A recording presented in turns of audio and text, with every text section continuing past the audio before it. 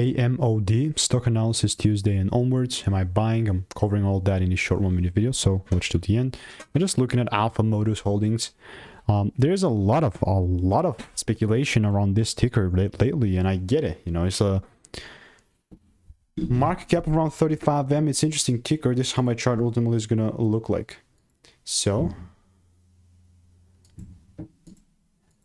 there we are.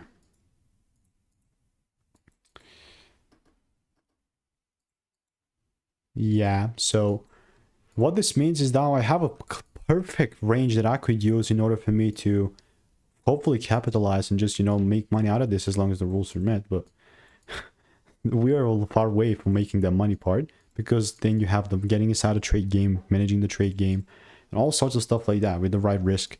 But yeah, definitely going to keep you out there. This is my idea and only going to be bullish if the rules are met.